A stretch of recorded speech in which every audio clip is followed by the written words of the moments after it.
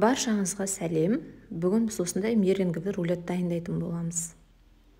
Ол үшін ыдысымыз барынша құрғақ болуы қажет. Осы құрғақ ыдысқа 5 жұмыртқаны жарып аламыз. 5 жұмыртқаның тек қана ақ уызын ғана алатын боламыз. Өте мұқият. Осылайша жұмыртқаның ақ уызын бөліп салып аламыз. Мінекей 5 жұмыртқаның ақ уызын бөлек алдық. Шым тұзды салып, миксердің көмегімен араластырамыз. Миксердің көмегімен араластыру барысында, қазір байқасаңыздар, біздің ақ уызымыз әппақ болып көпіршиді, міне осылай. Осылай көпіршіп алғаннан кейін, оған біз алдын ала дайындап алған қант құмшекерімізді осылай қасықтап, аз-аздан салып, араластыратын боламыз. Шекерді бірденнен көп етіп салып алмаймыз.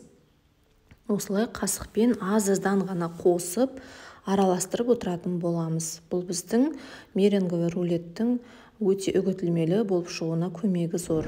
Достар, менің арнама тіркеліп, қоңыраушаны басуды ұмытпаңыздар. Мінекей бізде қазір дайын болып тұр массамыз. Енді қанты еріп болғаннан кейін осындай қоюлықта болады. Енді оған біз қант ұнтағын осылай електен өткізіп қосатын боламыз. Електен өткізетін себебіміз қант ұнтағы өте түйіршіктері көп болады.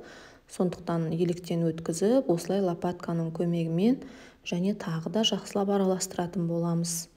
Қант ұнтағын осылай аз-аздан қосып, електен өткізіп, осылай барлығын қосатын боламыз.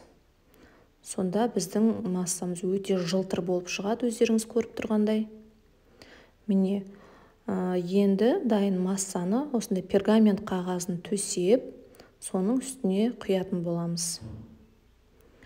Енді құйғаннан кейін оны бір тегіс етіп, осылай лопатканың көмегімен жайып шығамыз. Бір шеті қалың, бір шеті жұқа болып қалмауы қажет.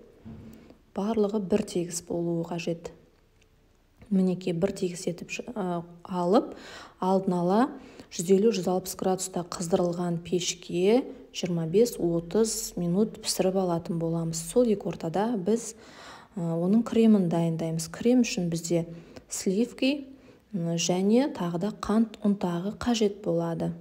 Қант ұнтағын бұл жерде мен аз қостым. Енді әркім өзінің қалауы бойынша қосуларына болады. Мінекей жақсылап осылай миксердің көмегімен тағы да араластыратын боламыз. Біздің сливка мен қант ұнтағы екеуі осындай әдемі крем қалпына келгенше жақсылап араластырамыз. Міне бізде кремі дайын болды. Сол екі ортада бізде рулетіміз де пісті. Оның бетіне тағы да пергамент қағазын төсеп, өте мұқият аударып аламыз. Өйткені сынып кетуі мүмкін, жаңа айтқандай өте нәзік болып келеді. Мінекей мұқият, барынша байқап, осылай пергамент қағазын алатын боламыз. Асықпай.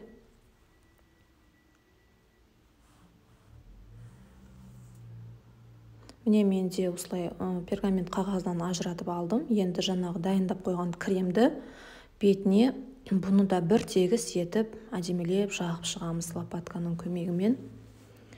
Мінекей кремді де әдемелеп жағуымыз қажет. Барлық бетін толық жабатындай етіп.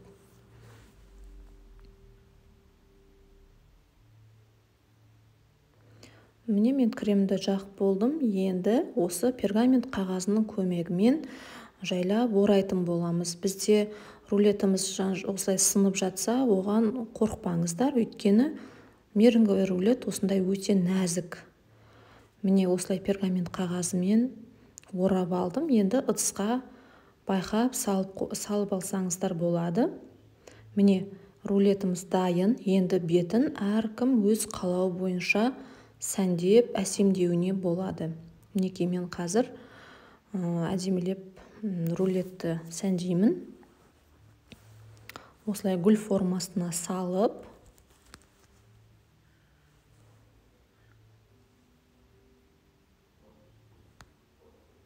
бұны біз отбасымызға күнделікті шайда жасап қуантуымызға болады. Өте дәмді.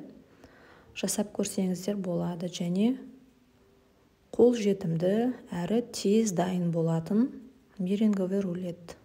Достар, міне менің рулетім дайын. Астарыңыз дәмді болсын.